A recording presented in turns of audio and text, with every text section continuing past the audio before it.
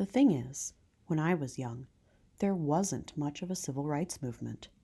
I wanted to work at something, but growing up in rural Alabama, my parents knew it could be dangerous to make any waves. Stay out of trouble. Don't get in white people's way. But other members of my family helped open my eyes. In the summer of 1951, I took my first trip north. Otis Carter, one of my mother's brothers, arranged the journey. He planned it completely for my sake. He lived in Dothan, about 60 miles south of us, where he was a teacher and a school principal. Uncle Otis had always taken a special interest in me, especially as I began to grow and stand out a little bit. Not just with my devotion to schoolwork, but with the way I generally acted. I was so serious, very earnest, still sermonizing with my chickens, still protesting when that white meat went on the table. I wore a tie often, and some of the grown-ups teased me about that, telling me I dressed like a preacher. I now know that Uncle Otis saw something in me that I hadn't yet seen. That is why we took our trip in June of '51.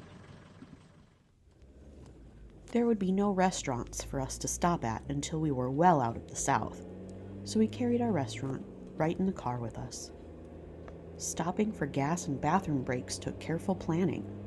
Uncle Otis had made this trip before, and he knew which places along the way offered colored bathrooms, and which were safer to just pass on by.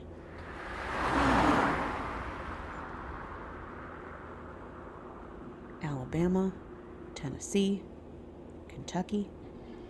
These were the states we had to be careful in as we made our way north. Black drivers we passed going the other direction, from north to south, faced an added danger, their license plates making them visible targets. What are them Yankees doing with a car like that? Sometimes they had to face worse. It wasn't until we got into Ohio that I could feel Uncle Otis relax. And so I relaxed too. By the time we reached Lake Erie and turned east toward Buffalo, I was about ready to burst with excitement. I was not disappointed.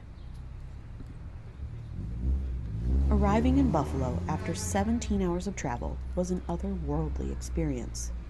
It was so busy, almost frantic. When we reached my Uncle O.C.'s and Dink's house, I couldn't believe it. They had white people living next door to them, on both sides.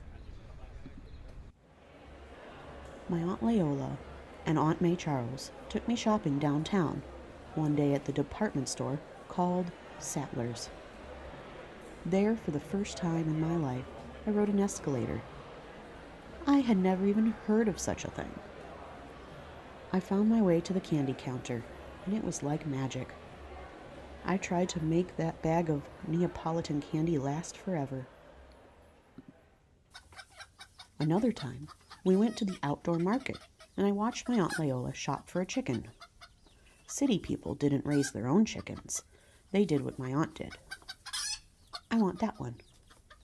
That amazed me. It was so different from back home. I wasn't even bothered by the fate of these chickens.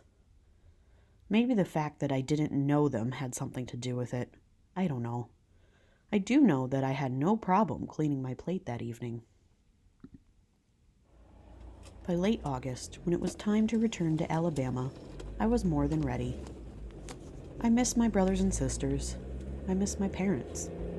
When I finally arrived home, I was crying because it felt so good to be back. Thank you, Uncle Otis. After that trip, home never felt the same, and neither did I. In the fall, I started riding the bus to school, which should have been fun. But it was just another reminder of how different our lives were from those of the white children. The county didn't bother paving roads into colored communities unless it was necessary for white traffic to pass through.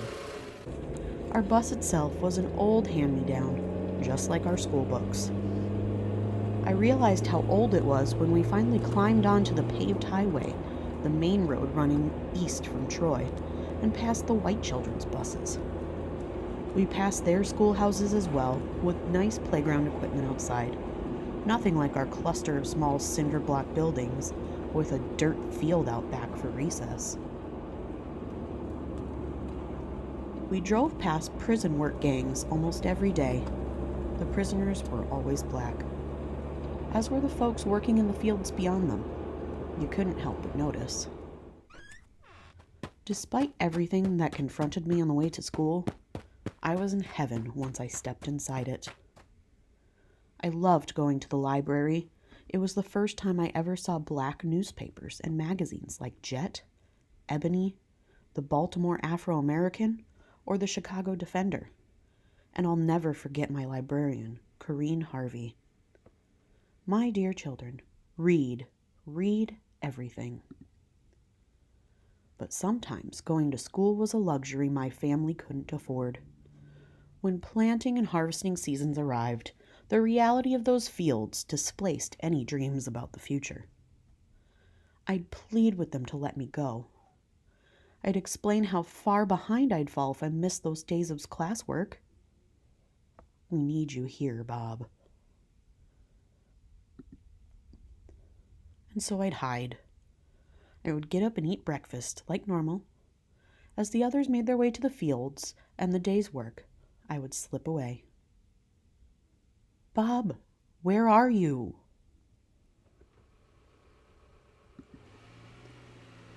Then, when I could hear the approaching bus, I'd dash out, climb on, and be off. When I got home, my father would be furious. I was certain he'd tan my hide. Never do it again. But he never did whip me, not over that. I did it again, and of course he would scold me again. But deep inside, I think he knew there was no stopping me. This was a life decision I had made, and it was near impossible to turn me away from it. One May morning in 1954, near the end of my freshman year of high school, I read a headline that just turned my world upside down. The U.S. Supreme Court had handed down its decision in the school desegregation case of Brown versus the Board of Education of Topeka.